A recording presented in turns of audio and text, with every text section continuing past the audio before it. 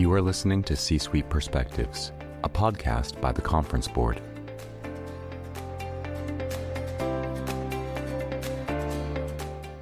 I'm Marion Devine, Principal Researcher from the European Human Capital Centre at the Conference Board and the guest host of today's episode.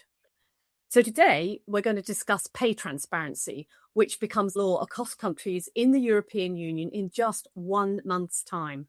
And we'll explore what it means in practice for organisations, how they're preparing for the changes ahead.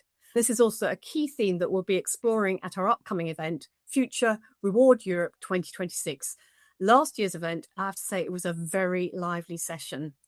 Joining me now is James Williams, who is Head of Global Total Rewards at Ericsson. Welcome, James.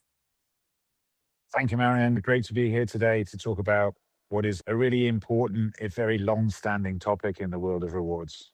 Well, that's a good segue into my first question, James. Before we drill down into particulars, let's just look at that big picture.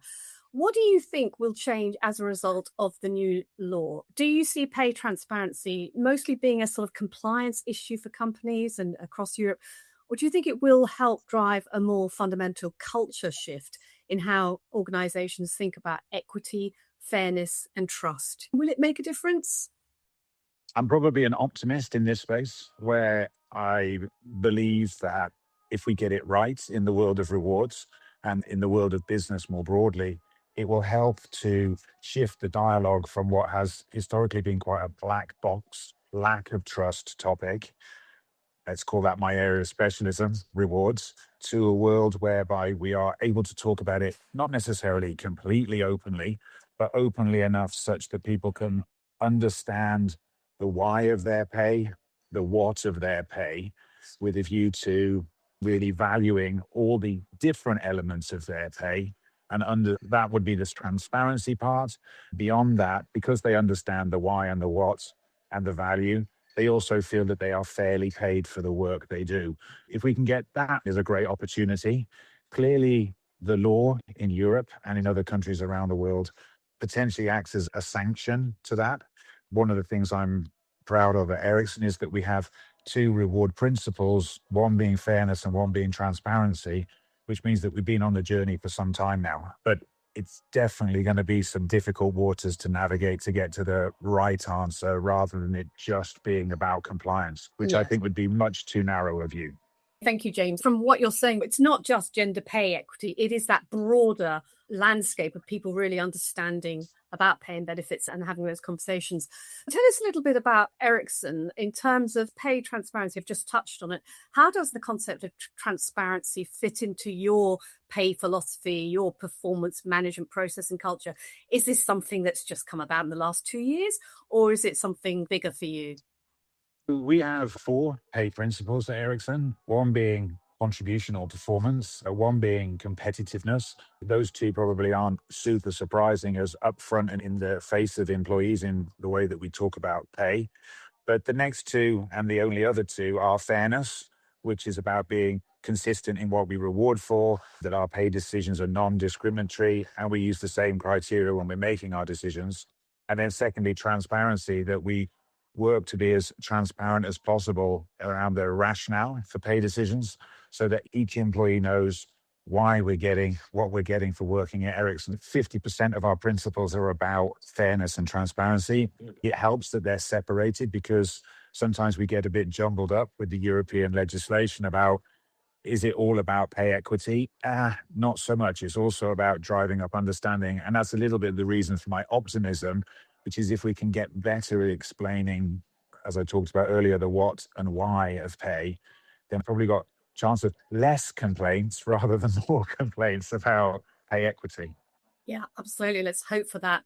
And of course, companies like yourself have been on a journey, but now we have the arrival of the EU Pay Transparency Directive, and companies have been preparing for that in the last 2 years. I've certainly heard a lot about pain points and struggles and frustrations. When it comes to implementation, what's it been like for you? Has it been a smooth process or have there been road bumps along the way? I would say there's been both, to be perfectly honest. One of the hardest things with this has been how best to size it and how best to approach it from a point of view of, is that best driven globally or is that best driven locally? Do you need a global aspiration, or because right now there's only 4 countries who seems to be moving forward on the original timeline, should we have done it locally? I think a little bit born of our principles, there's a really wonderful opportunity to leverage those and move forward. But we have a global ambition. That was difficult to agree. We have 4 countries that are hopefully moving ahead by moving the directive into local law come June. We also need to be practically ready for them. And there's been so much uncertainty in the space of what does being ready look like. That's been a difficult space to navigate because we started it in a really meaningful way in Ericsson, probably 2022, where we implemented a global pay equity tool that we developed in-house. We had it audited so that we knew that we were doing the right thing when we were looking at fair pay. We've started the journey, at least for that principle and that part of the directive, that we then moved that into fair pay nudges in our annual compensation review to make sure that managers were at least aware when they were making things worse or making things better when it came to fair pay. We then provided a dashboard to help with the information. That's very focused on the fairness and equity of pay. I think where we found it more difficult to get momentum is I'll show you mine if you show me yours kind of thing, whereby talking about pay in a very open way, which is what some of the directive is asking us to do, is quite a difficult space to navigate. For me, getting managers ready to be able to answer difficult questions from employees, particularly given the data that the legislation asks us to provide around average. As a reward professional, I'm really not a big fan of average.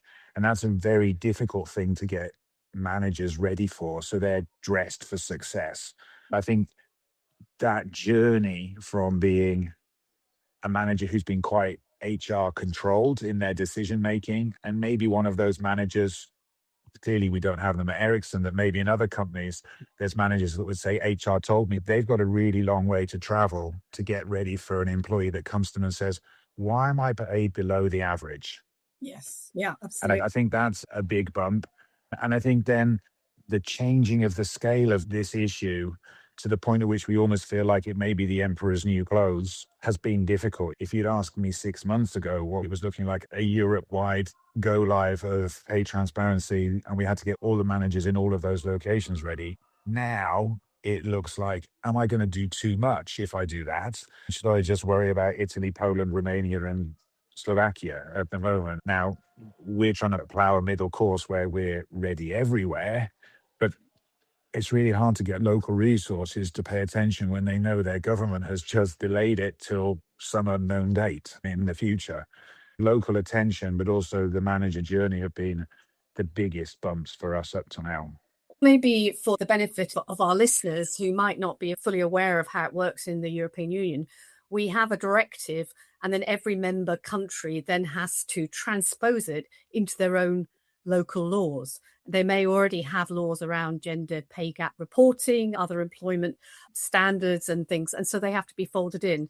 As James is saying, some countries have issued those guidelines about how it will be transposed. Others have not and are delaying it. In fact, that headache about what does it mean to be ready in the face of such ambiguity and differing guidelines across Europe is very hard. How do you define readiness, James?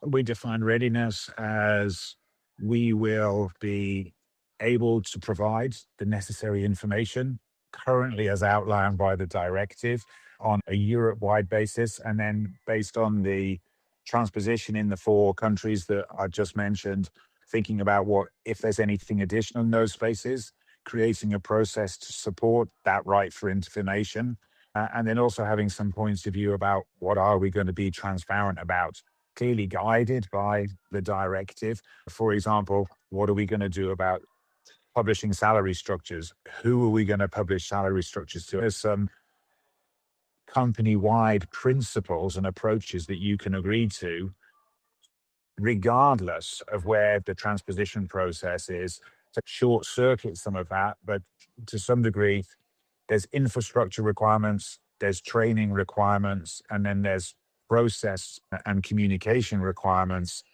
that we need to tick off in order to ensure that we are ready to go. I'm quite fortunate at Ericsson in that we have quite a lot of the infrastructure in place, partly because we're a large organization that has invested in some digital tools that makes this a little easier.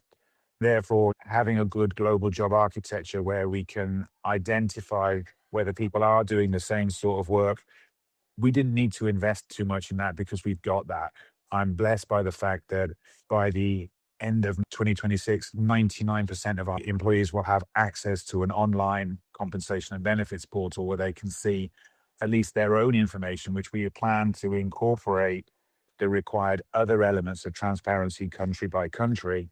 So we have a bit of a head start on that side. Where we have road left to travel is back to the headaches that I mentioned around manager readiness and local country readiness, because as the EU directive gets transposed into local law, there will be local reporting requirements in every country. Therefore, is the local people partner in a particular country really well equipped to make sure that we report compliantly, given the potential sanctions if we report non-compliantly?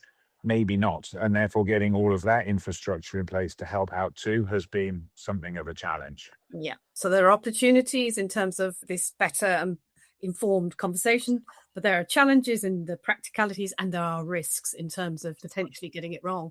So we're going to take a short break now, and then we're going to continue our conversation with James Williams, Head of Global Total Rewards at Ericsson.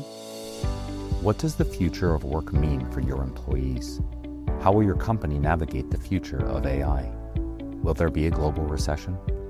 At the Conference Board, our experts translate the latest research and economic analysis into insights and real-time problem solving for your organization.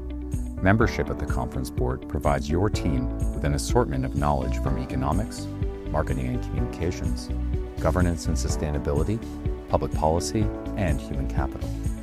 As a member, you'll have access to our center experts, member-exclusive events, data and benchmarking tools, and peer sharing that will help you understand the present and shape the future. Consider becoming a Conference Board member today by visiting www.conference-board.org. Welcome back to C-Suite Perspectives. I'm your host, Marion Devine, Principal Researcher in the European Human Capital Centre at the Conference Board, and I'm joined by James Williams, Head of Global Total Rewards at Ericsson. So James, it's been a really interesting conversation so far, and I'd like to drill down now into some of those specific requirements of the new law on pay transparency, which of course requires much more openness about how companies determine not just pay, but benefits and career progression to both job candidates and the entire workforce. One of the things that I've seen with our own companies is that employees are allowed to make requests for pay information. That seems to be quite a complex area. Can you tell me a little bit how you're approaching that? Do you intend to be very proactive? What's going to be your process? We will proactively share a certain amount of information, a little bit country by country, but we have a global platform which allows employees to see their compensation and benefits information called Ericsson for Me, and we will provide that information to employees through that platform. Our intention is to give managers additional information to help them with the difficult questions. So given that the directive as currently stated requires us to give the average of certain elements of pay, we will give managers the median, because the median can be a long way from the average. You only need a population of 8 where 2 people have significantly different pay to the rest, and that will move the average, where the median will move less. So from my perspective, we will provide the information. It will be a little bit country driven. We'll give managers early access to that information so they can be forewarned is forearmed. And ultimately, over time, we will probably move a little faster than the directive because of our global reach. As I mentioned earlier, Ericsson for Me will reach 99% of our employees by the end of 2026. We'll have an opportunity to own this narrative a bit, even though we might disclose less information in a non-European country because we don't need to. You're talking about dashboard and various great tools to inform people, but what about training? Do you need to train employee representatives, managers themselves about the data, how to interpret it, some of the questions that might arise? I would say yes and yes, Marion. In short, in terms of the longer answer, If I just take our Works Council partners and union partners, we've already started a dialogue with them about our direction of travel, our aspiration in this space at a global level, but then also at a local level. We've worked hard to make sure that they feel comfortable with this. Then there are probably three other groups that we're going to spend significant time, effort, and energy on. Clearly, there's some positioning for employees in those four countries, and then more broadly, but ultimately, again, trying to own the narrative around what is pay transparency all about. It is coming back to the what of your pay, the why of your pay, and the value of your pay. And if employees can start to understand that, I think we'll actually move the conversation in the right direction. The group that is probably most stretched here is managers, where it's a very different position to be a manager when somebody can see the average pay of everybody in the same category of worker in their country. It's a much more nuanced conversation that managers are going to need to be able to have with employees. So absolutely, we'll be investing in building manager capability ahead of country go lives. Beyond that, because of the uncertainty of the timeline, we're also working on some deeper manager training called Reward Explained that will be ready in the second half of this year, given the likelihood that the bulk of countries will be going live in 2027. Also, we plan to take some steps that are maybe preempted around moving from one way of paying or one way of building our salary structures to a more transparency friendly way of doing it. Just helping them be well equipped for those conversations sooner rather than later will help. And then I think particularly for our colleagues in the broader world of HR, there's probably some education that we need to do there for them to be in the best possible place to support the leaders that they partner with. So yeah, we've probably got, I would say, 4 key stakeholders in every country that we need to get as ready as possible. I still don't think that's going to get us out of the occasion where we have a manager not answering well, and we'll then need to triage that process as best we can. That's really interesting to hear. Something we've seen is that companies at the start of this journey were saying, yeah, we're going to go for a global framework. But certainly at the conference board, we've seen members pull back from that, think a little bit differently. Do you have aspirations, or do you already have it, a global framework, or are you a bit more pragmatic in terms of how it plays out across different regions? We have a global ambition that certainly when we set it, we were kind of informed on a timeline basis that by the end of 2027, we would have a global approach to pay transparency. Given the shifting timeline, we might not get there, but we have 4 key pillars to our global ambition. One is about ensuring a fair recruitment process. And we very much tried to focus that on both internal and external recruitment. So there isn't a different deal just because we're posting it externally, but that's, as expected, very much framed around pay history and actually asking about pay expectations to avoid importing bias. Then there's this part that I've talked about a fair amount, which is about ensure understanding of our rewards, really educating our reward models, but also our job architecture so they understand the concept of category of worker and they understand the why of their pay. I think also really helping employees to connect and have strong engagement with their individual rewards. How is your pay competitive in the market for the job that you operate in? Also through the FAIR principle that we have at Ericsson, really building trust that we reward without discrimination. And if we find it, we take remedial action. We have those 4 overarching principles that we really want to be able to hold every manager accountable for, but also give every employee access to. I'm just not quite sure on the by when date.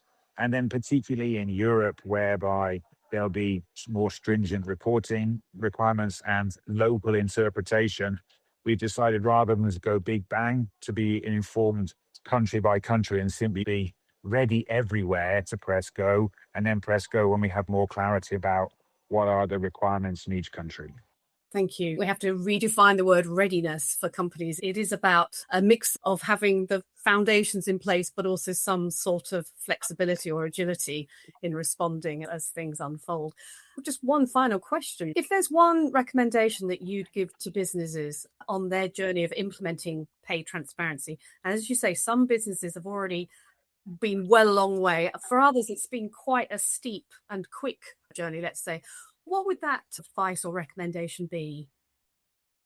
From my perspective, it's probably the same comment that I would make about almost any HR change requirement is invest in your managers, because you don't have enough HR people to touch every employee in a consistent way. Their main relationship on anything with your organization is their manager. If you equip the manager to have a great conversation about pay transparency or pay fairness, but you could almost insert any HR theme in that space, you have a much greater chance of success. If I was thinking about where I'm guiding my team to invest their effort, is do all we can to make our managers as well prepared for an open conversation about pay, and then to be able to explain pay equity in a different way than that was all the budget I had, for example, then I think we've got much more opportunity of this being a change for good rather than a change for compliance. Brilliant. Thank you, James. That's a great note to end on. Thank you so much for joining us today. It's been really interesting finding out where you are at Ericsson. And thanks to all of you for listening to C-Suite Perspectives. I'm Marion Devine, and this series has been brought to you by the Conference Board. You have been listening to C-Suite Perspectives, a podcast by the Conference Board.